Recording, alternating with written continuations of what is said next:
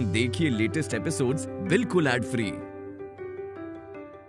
Bharat Ratna doctor Bhimrao Ambedkar को कोटि कोटि नमन। ये कार्यक्रम डॉक्टर भीमराव अंबेडकर के जीवन पर आधारित है, जहां भारत की जनता के प्रति उनके योगदानों को पूरी सजगता से चित्रित और रेखांकित करने का प्रयास है। कार्यक्रम में दिखाई गई घटनाएं लब्ध पुस्तकों से ली गई हैं। इस कार्यक्रम के जरिए चैनल की ओर से एक विश्वसनीय, सजग और सकारात्मक प्रयास है कि डॉक्टर बाबा साहेब भीमराव अंबेडकर के जीवन की संघर्ष यात्रा एवं गौरव गाथा पूरे आदर के साथ घर घर पहुंचे और उनके योगदानों से सभी संपूर्णता में परिचित और आह्लादित हों। इस सच तक तुम कैसे पहुंच गए? पहुंच गया क्योंकि झूठ चाहे जितना दौड़ ले, अंत में थक कर पकड़ा ही जाता है। वकील साहब, अब जाइए, अदालत जाने की तैयारी कीजिए। यह हमारे घर का मसला है और जिससे जुड़ा मसला है वो भी हमारे साथ। जाइए।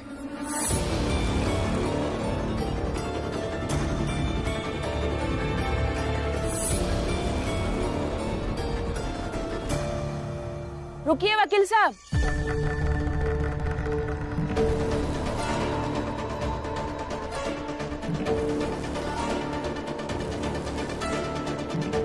जाओ।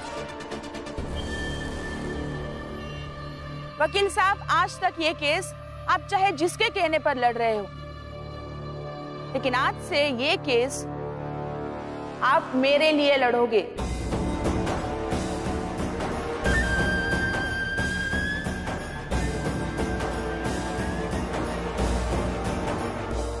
अपना ये केस मैं आपको दे रही हूँ।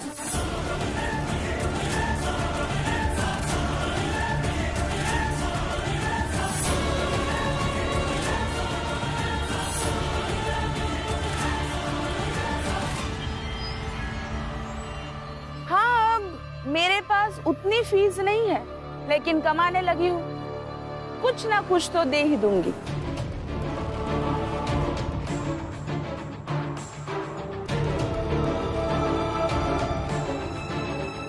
भीम, रमा, अब तो मैं इनकी तरफ आ गई हूँ ना, तो तुम दोनों जाओ और घर पे जाके अदालत में जाने की तैयारी करो।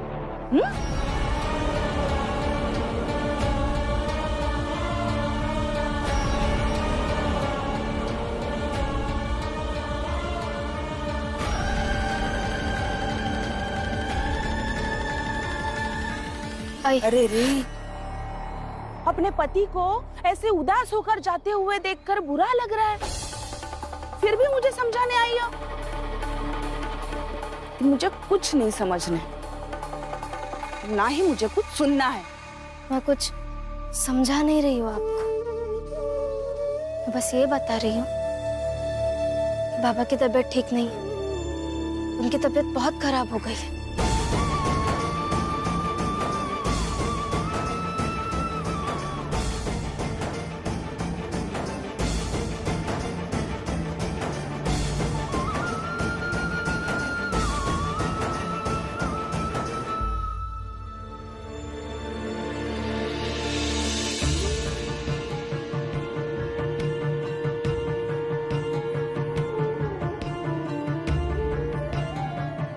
लीजिए ना, आप भी खाना खा लीजिए। बाबा और बुआ खा चुके हैं, खा लीजिए ना। देखिए, आप शर्त हारे हैं तो उसका मान रखिए, खा लीजिए। शर्त सिर्फ चाय पीने की लगी थी, खाना खाने की नहीं। नहीं खाना है मुझे, मैं भूखा रहूंगा। देखिए, अगर आप ऐसे भूखे रहेंगे ना तो आपकी तबीयत खराब हो जाएगी, खा लीजिए। कुछ नहीं होगा मुझे। आज तक मेरे खाए बिना तुमने कभी खाना नहीं खाया ना, तो आज भी मत खाना। जब लड़ना ही है तो सब कुछ जायज मानो और हर तरह की लड़ाई लड़ने के लिए तैयार रहो। ले जाओ इसे अभी, वरना इसे भी फेंक दूंगा मैं। फेंक दीजिए, अगर आप यही चाहते हैं तो फेंक दीजिए। अगर सोच लीजिए, जिस तरह से आपने चाय फेंकी थी और आपको बाद में पीनी पड़ी। उसी तरह से ये खाना भी फेंकिए, पर आपको बाद में खाना पड़ेगा। करुणा, पति पत्नी के रिश्ते में ऐसी बहुत सी चीजें होती है। ऐसे हर चीज तुम लाती रहोगी और मैं फेंकते रहूंगा, और उसके बाद उसे स्वीकार करने के लिए तुम मुझे मजबूर करती रहोगी ना, तो पूरा जीवन इसी में बीत जाएगा। यही करना है तुम्हें? करते ही यही तो बीत जाए, पर मैं उसमें भी हारूंगी नहीं। पर आप एक बार जरूर सोच लीजिए कि अगर सारा जीवन इसे आपके फेंकने और मेरे उठाने में ही सिमट कर रह गया तो आपको कैसा लगेगा?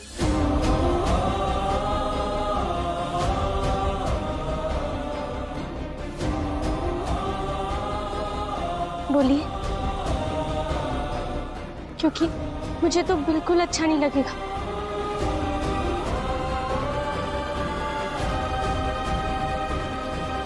खा लीजिए ना। अगर आप नहीं खाएंगे ना तो फिर मैं भी नहीं खाऊंगी।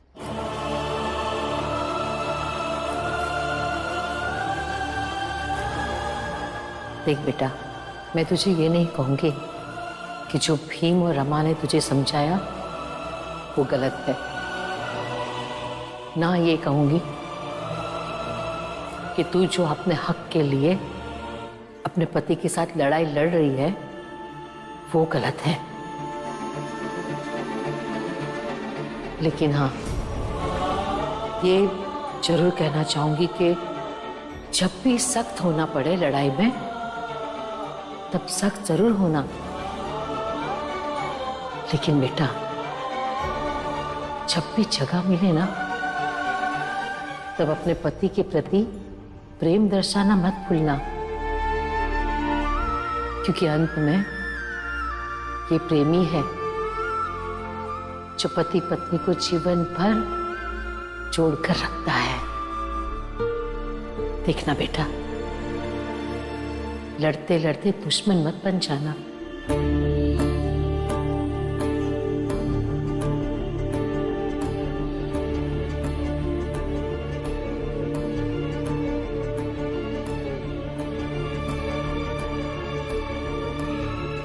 बैठिए।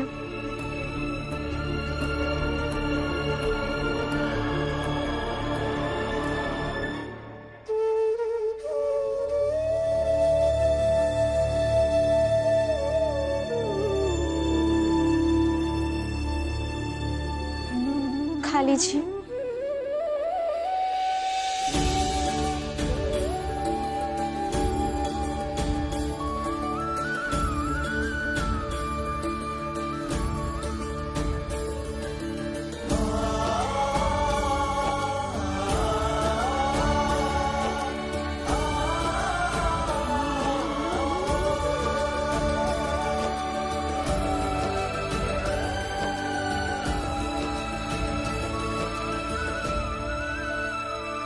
जीजा भाई, एक नारी सब पे भारी। राम जी पर, भीमराव के परिवार पर। मुझे पता होता कि तुम इस लड़ाई में हमारा साथ देने वाली हो तो मैं तुम्हें बताकर ये सब करता। देखिए, एक बात साफ साफ कह देती हूँ, नरोत्तम जी, प्रचंड देव जी, मेरी ये लड़ाई बस बच्चा और पति पाने की है। बाकी आपकी जो भी लड़ाई भीम से है उसका इससे कोई लेना देना नहीं। जीजा भाई, भीम के साथ हमारी जो लड़ाई है वो हम देख लेंगे। फिलहाल इस लड़ाई पर ध्यान देते हैं। इस लड़ाई को कैसे जीतना है उसकी योजना बनाते हैं। बस एक बार वो भीमराव हारना शुरू कर दे, हर लड़ाई वो भीमराव हारता जाएगा। बिल्कुल सही कहा तुमने नरोत्तम। वैसे भी अदालत का समय हो गया है और जब जीजाबाई खुद वहां रहेगी तो फैसला भी आज ही हो जाएगा। चले।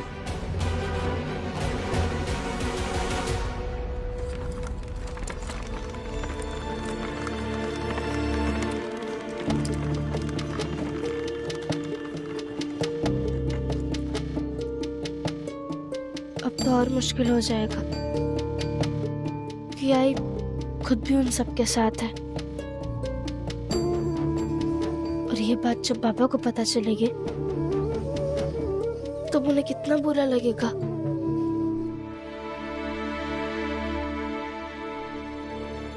बस वो जिस वकील साहब के पास गए हैं वो उनकी बात मान जाए और तैयार हो जाए। कोई नहीं हुआ तैयार।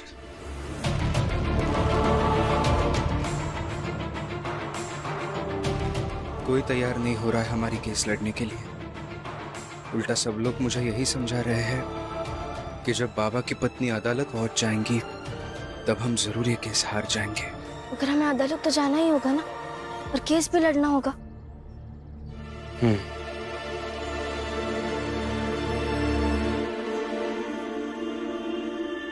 लीजिए बाबा, अदालत चलते हैं। मैं भी चलती हूँ। हाँ भैया चलो। राम जी,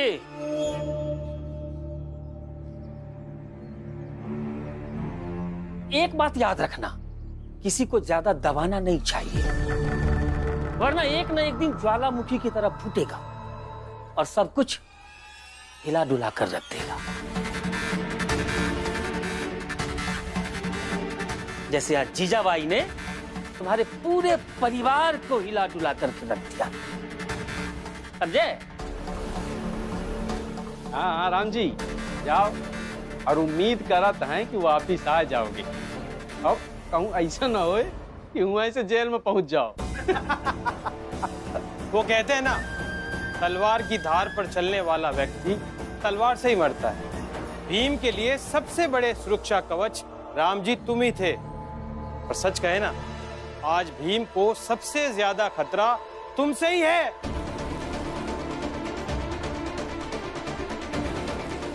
ए जनार्दन, बहुत ज्यादा बोल रहा है तू। दलिया अम्मा, बोलने दो। बोलो जनार्दन, जितना बोल सकते हो उतना बोलो, लेकिन जवाब तुम्हें मैं नहीं, समय देगा।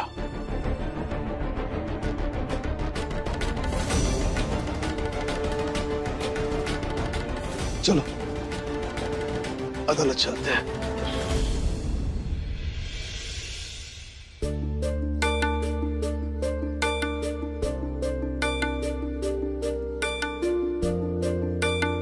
हमें अदालत भी समय से जाना है। जो भी करना होगा जल्दी करना होगा। लेकिन क्या करे रमा, एक भी वकील ऐसा नहीं है जो ये केस लड़ने को तैयार हो रहा है। एक भी वकील।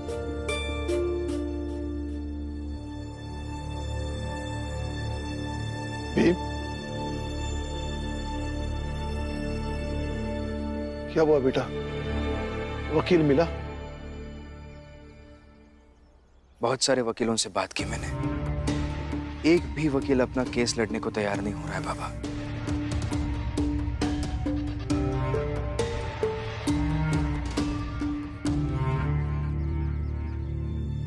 भीम बेटा,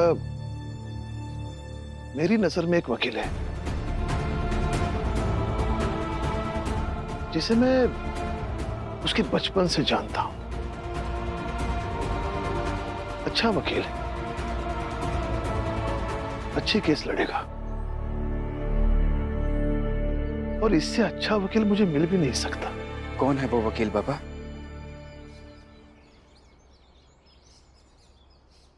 तू।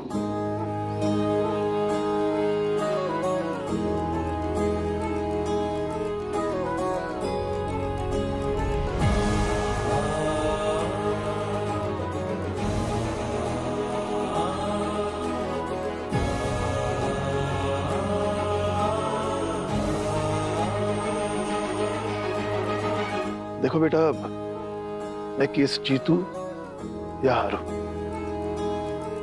लेकिन मैं तुम्हें वकील पाकर हर परिस्थिति में विजयी रहूंगा।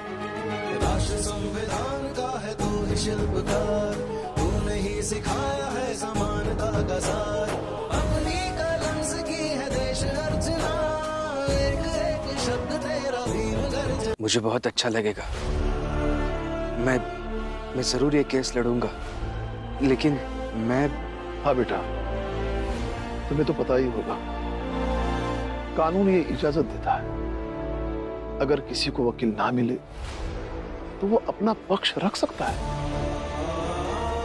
हाँ पापा, फिर ठीक है, मैं तैयार हूं ये केस लड़ने के लिए।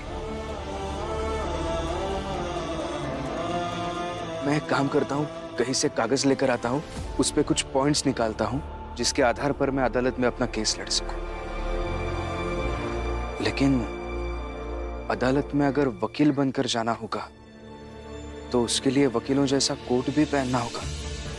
अभी इस वक्त उसकी फिक्र मत कर रमा, जा बेटी, घर जाकर वो कोट लेकर आ। हाँ। मैं कागज लेकर आता हूँ। हाँ बेटा। वैसे अच्छा ही हुआ डलिया अम्मा जो ये सब हुआ। राम जी भाऊ और जीजाबाई अगर एक बच्चा गोद ले लेंगे तो उनके घर में भी शांति आ जाएगी। हाँ, हर नए सदस्य के साथ घर के लोगों का भाग्य भी जुड़ता है। हाँ, ये बात तो सही है, लेकिन राम जी भाऊ एकरे लिए मनी है तब ना मानना पड़ेगा।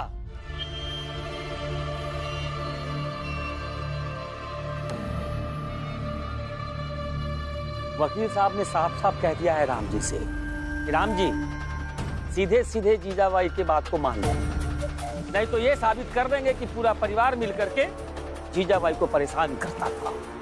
हितेश भाऊ, लिखित में झूठी गवाही तुम तीनों ने दी थी ना? हाँ दी है, उस पैसों से हमने कोर्ट सिलने को भी दे दिया है, अभी हम जाकर लेकर आएंगे। हाँ तो बना कर लाओ ना कोर्ट, जला न दिया तो कहना।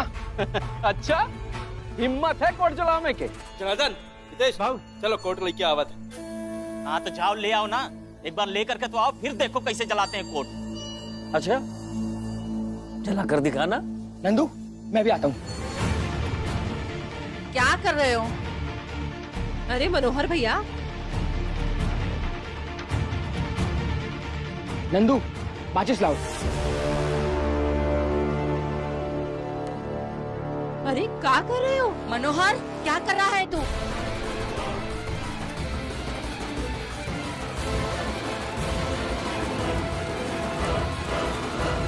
ये मशाल है मशाल, और अब ये मशाल तब तक नहीं बुझेगी जब तक तुम तीनों के कोट नहीं जल जाते। मनोहर भैया, नंदू भैया, ये सब क्या कर रहे हो?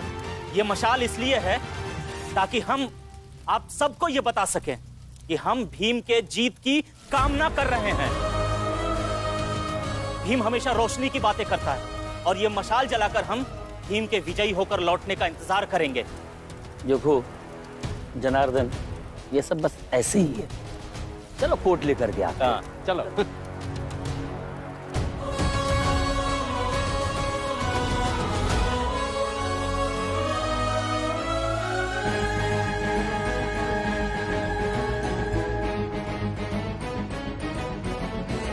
साहिब मेरे भीमराव, साहिब मेरे भीमराव।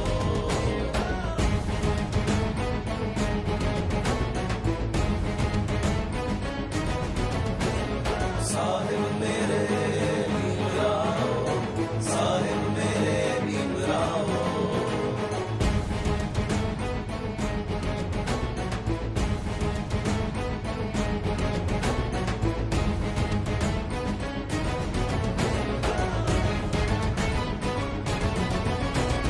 साहिब मेरे भीमराव, साहिब मेरे भीमराव।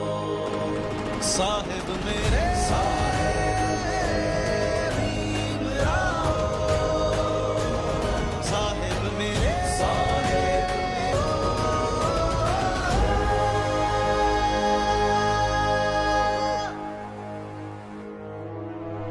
चल चलिए।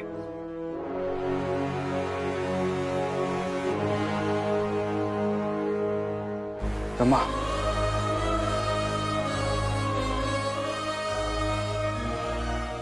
Thank you.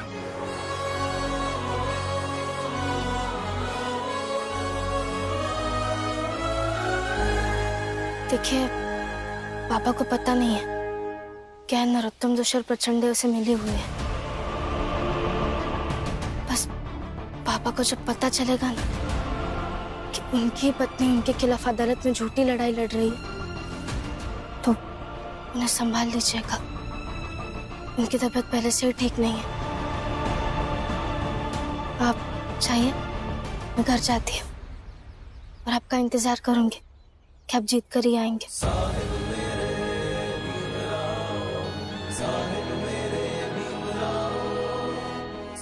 हाँ